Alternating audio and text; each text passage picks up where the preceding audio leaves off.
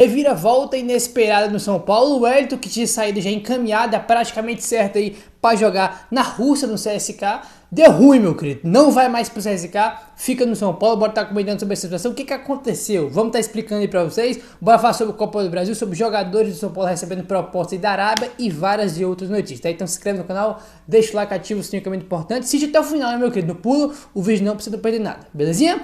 E vamos começar falando sobre Brasileirão, tá? Ontem tivemos jogos aí do Campeonato Brasileiro. A rodada ainda não acabou, né? Tem jogos ainda aí nessa sexta-feira, tá? Porém, o que acontece? São Paulo que perdeu pro Inter aí nessa rodada. Aí mais um jogo fora de casa sem vencer. Mais um no Brasileirão, né? Apesar de não ter vencido nenhum fora de casa, aí São Paulo tem quase 2 meses que não vence no campeonato. E o Inter, que estava atrás do São Paulo, vence o São Paulo e ultrapassa o São Paulo na tabela. O time do Cruzeiro, rapaz, que meteu 3-0 no Santos, na Vila Belmiro aí. Venceu o Santos, amassou o Santos na Vila. O negócio tá feio pro lado do Santos, hein? Se não acordar aí, vai cair. Mas o lado tá feio também por causa do São Paulo. Tá? O São Paulo também, o negócio tá feio porque o Cruzeiro também ultrapassou o São Paulo na tabela. O São Paulo tava em 11º, agora tem 13º. O Inter venceu e passou. E o Cruzeiro, com essa vitória aí pra cima do Santos, também ultrapassou o São Paulo. O São Paulo, a cada rodada que passa, vai despencando, caindo mais na tabela. Tá difícil o negócio do Campeonato Brasileiro, hein, cara? Complicado aí demais, né? E tem o Cuiabá, beleza, São Paulo tem um jogo a menos aí, né? Isso é verdade, contra o Coritiba, né? O Cuiabá vai jogar hoje, né? Nem sei com quem o Cuiabá vai jogar, né, cara? Depois eu olho aqui, mas enfim, o Cuiabá joga aí, tem os mesmos números de pontos que o São Paulo, 28, né? Então tem que torcer pro Cuiabá aí não ganhar nessa rodada para não ultrapassar não, né? Porque já estão na frente do São Paulo, para não se distanciar mais do São Paulo, porque os dois estão com 28 pontos aí na tabela do Campeonato Brasileiro. Se o São Paulo não ganhar a Copa do Brasil, vai ficar muito difícil vaga na Libertadores aí, via Campeonato Brasileiro, né, cara? Porque tem essa questão, a gente não sabe se vai ser G6, G7, G8, depende dos campeões aí, tanto de Copa do Brasil, de Sul-Americana, de Libertadores, né? Porém, a distância é cada vez maior, né? Por exemplo, se for pegar aqui o G6, tá? Fluminense tem 38 pontos aí no campeonato, né? E o São Paulo tem 28, tem 10 pontos de diferença aí do São Paulo para o sexto colocado, tá? Não vou nem botar os 4 colocados, os quatro, né, que são o G4, não vou pegar do sexto, que é o Fluminense aí, tem 10 pontos aí na frente do São Paulo. Então vai ficar muito difícil vaga na Libertadores via Brasileirão. O São Paulo se botou numa situação que tem que ganhar a Copa do Brasil de qualquer jeito, irmão.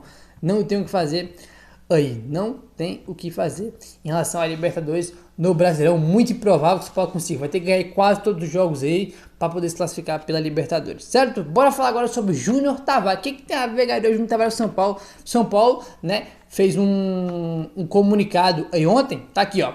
O São Paulo se solidariza aí e torce pela recuperação de Júnior Tavares, ex-atleta do Tricolor, internado na última quarta-feira em decorrência de um tumor na cabeça.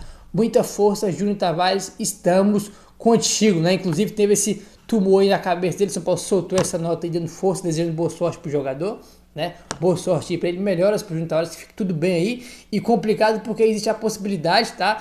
De ele nem voltar mais a jogar futebol, rapaziada. Olha que coisa triste aí, cara. Existe a possibilidade dele nem jogar mais, dele se aposentar por causa desse tumor na cabeça aí, né? Ele vai fazer essa... A gente não sabe novas informações, a gente sabe que ele tá internado, né? Vamos aguardar mais informações aí, mas que fique tudo bem aí com o Júnior Tavares, que ele se recupere e volte aos gramados aí logo mais. Júnior Tavares, que é da base aí do São Paulo, começou muito bem no time do São Paulo aí, né? Porém tinha vários problemas aí extra-campo, não era muito focado, não era meio deslumbrado aí, né? Um jogador até muito talentoso aí, mas acabou que não virou, né? De ir pra Europa, de fazer uma história no São Paulo, infelizmente, né? Então boa sorte aí para o Júnior Tavares, tá?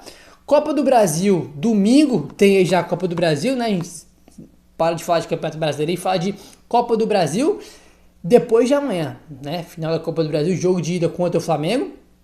E a ESPN fez uma matéria aqui, ó, bem legal sobre a Copa do Brasil, ó. De troca de técnico a Lucas, os 5 motivos que levaram o São Paulo ao sonho inédito da Copa do Brasil, né, cara? 5 motivos aí que levaram também o São Paulo até chegar à decisão da Copa do Brasil. Olha só, Dorival Júnior. Rogério Ceni começou a temporada como técnico do São Paulo e chegou a comandar até a primeira partida do clube na Copa do Brasil. O empate sem gols com o Ituano no Morumbi, pela terceira fase. Contudo, ele acabou caindo dias depois e viu Dorival Júnior chegar e mudar o ambiente da equipe, rapaz. Fator Morumbi. Óbvio que todos os times adoram jogar com o mando de campo, mas no São Paulo, principalmente nas últimas temporadas, atuar em casa realmente faz grande diferença.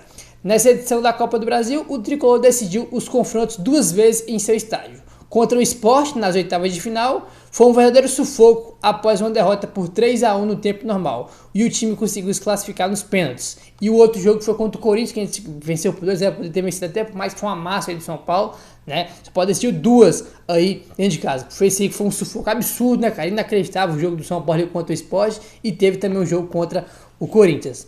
A volta do Lucas. Ao início de agosto, o São Paulo era uma equipe aguerrida que contava com a força do elenco para conseguir suas vitórias.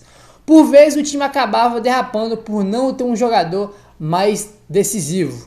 Isso tudo mudou com a chegada de Lucas Moura, grande reforço do São Paulo nesta janela de transferências, tá?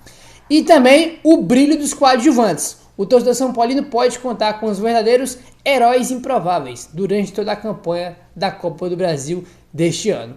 O Wellington Rato, por 2 vezes, apareceu muito bem. Ainda na primeira fase contra o Ituano, o meia fez o único gol do confronto e garantiu a classificação do time. Já na semifinal, ele anotou uma verdadeira pintura contra o rival Corinthians e abriu as portas aí para a classificação. E o último aí motivo, a força da defesa. O Dorival encontrou a defesa ideal no São Paulo durante a Copa do Brasil. Beraldo e Arboleda formaram uma dupla quase perfeita durante toda a competição, dando a segurança necessária para a equipe conseguir jogar ofensivamente como gosta, meu querido. Então tá aí 5 motivos aí, né, que levaram o São Paulo até a Copa do Brasil. E eu acho que o mais curioso aqui de todos, né, é que o São Paulo já é forte no Morumbi, todo mundo já sabe. O Lucas é craque, é brabo, aí o melhor jogador do time, todo mundo já sabe, né? Porém, o que chama a atenção aqui, que acho que é o que mais chama a atenção aqui, é a questão desse aqui, ó, dessa questão do brilho dos coadjuvantes. Porque o Wellington Rato foi muito importante, né, no São Paulo na Copa do Brasil. No jogo contra o Ituano, que foi a primeira fase que o São Paulo entrou, aí ele que faz o gol da vitória fora de casa, pode vencer de 1-0 com o gol dele fora de casa aí. Contra o Sport, que foi a fase seguinte, que o São Paulo toma aqueles 3 gols bizarros e vai para os pênaltis, ele é o primeiro cara ali que vai lá e bate o pênalti muito bem, chamou a responsabilidade, então muito importante aí.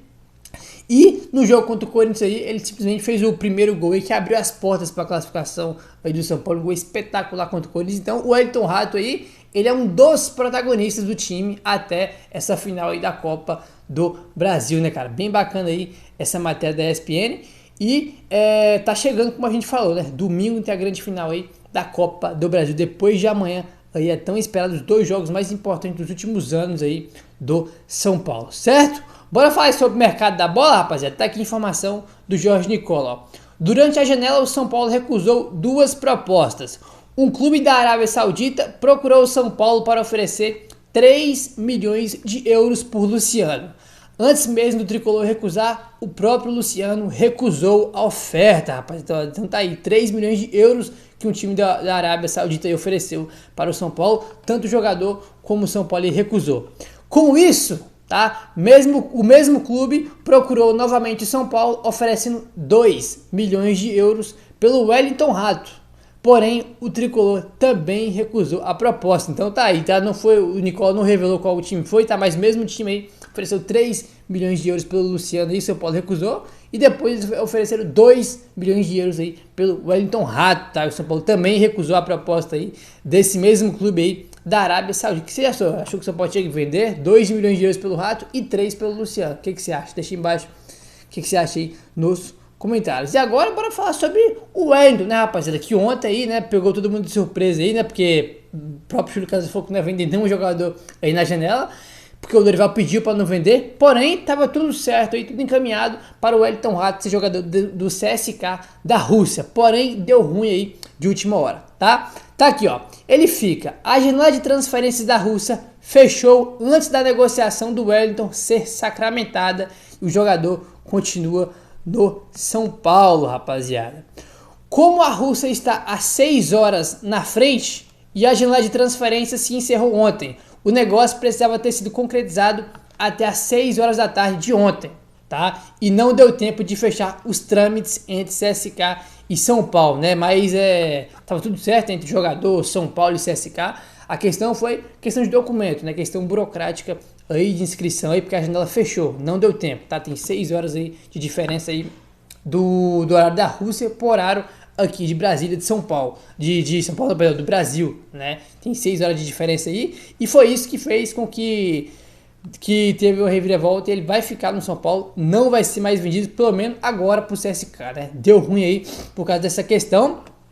E como eu falei, tá, rapaziada, tinha que ter ser sacramentado a negociação até 6 da tarde do dia de ontem, tá? Porém, não deu tempo aí. Por isso que é sempre bom a gente falar, né? O negócio tá encaminhado, né? É sempre bom a gente não ficar cravando as coisas aqui para depois acontecer o que aconteceu aqui, né? Teve trâmites aí de documento, de inscrição que não deu tempo de ser sacramentado porque fechou a janela antes de ser sacramentado tudo isso aí. E confesso pra vocês, como eu já tinha ficado puto da vida do primeiro vídeo aí, né? Eu confesso que eu gostei, tá? Aí, tá? Achei bom que deu ruim aí esse final aí, porque eu achei o valor muito baixo, tá? Dessa venda aí do Wellington pro CSK, achei o valor muito baixo, né? Inclusive tinha uns que falavam que era 8 milhões de dólares, outro falava que era 6, outro falava que era 5. Se foi 5, 6, eu acho ridículo, tá?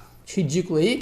E o mais importante aí, o que era pior do que o valor, era a questão de que ele não jogaria as finais, né, se ele fosse negociado aí. E o que acontece? Nosso lateral titular, que é o Caio Paulista, como a gente já tinha falado no vídeo de mais cedo aí, completamente sem ritmo de jogo, porque ele ficou muito tempo sem jogar, então é normal ele estar sem ritmo de jogo, jogou bem mal contra o Inter aí, e foi substituído no intervalo pelo Patrick Lanza, que é da base, jogou pouquíssimos jogos no profissional, e todos os jogos que ele jogou, ele foi muito mal, né?